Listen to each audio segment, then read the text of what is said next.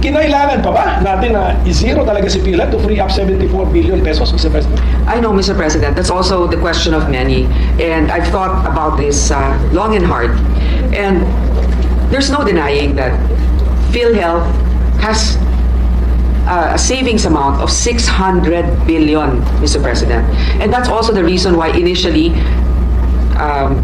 the administration thought of it as a way also to augment certain short fundings that we had, for example, for health workers, etc. Hindi natin maintindihan ba't hindi nila ginagamit yung pera na nandun na meron sila na naka-impact sa isang, ewan ko kung anong klaseng account yan, savings account, na ang kinikita ay mas mababa pa kesa sa inflation. Mr. President, hindi pwedeng sisihin na nagkulang tayo sa pagbibigay sa kanila. Kasi nga ang daming ang pera na nandyan. Hindi nila pinamimigay ang pera doon sa mga nangangailangan at tinuturuan din natin sila ng leksyon. Kung bigay ka ng bigay, nandun lang yung pera, hindi naman nagagamit. Paano naman yung mga ibang programa rin ng gobyerno na nangangailangan din ng funding? Yun nga yung sinasabi ko, pag meron kang, syempre di ba, sinasabi natin, 5 yung anak mo, lahat yan kailangan pantay-pantay na mabigyan mo. Totoo yun.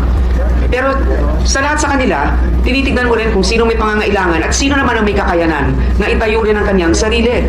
Yun din ang sinasabi natin, it's a leadership problem also in PhilHealth and it's a disbursement problem. Gaya nga ng sinabi ni Senator Cynthia, ang problema din sa PhilHealth, hindi na natin alam kung ano ba talaga yung mga benepisyo natin. Wala tayong card na nagsasabi, hanggang dito, ganyan, ang may bibigay sa'yo, ang tagal-tagal ng approval minsan, hindi alam ng ating mga kababayan kung paano sila makapag-comply dun sa mga requirements. So ito yung mga nagiging issue.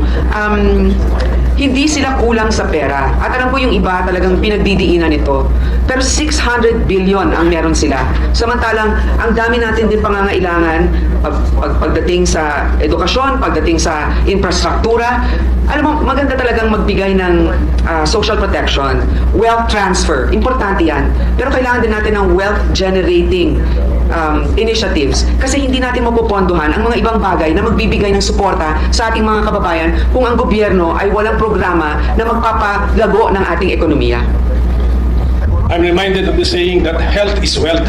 But I don't think, Mr. President, that we can use funds meant for health so that we will justify that we will generate wealth for the nation. Mr. President, the budget of the DOH has increased from last year. So it may not have been an item, for example, in particular for PhilHealth.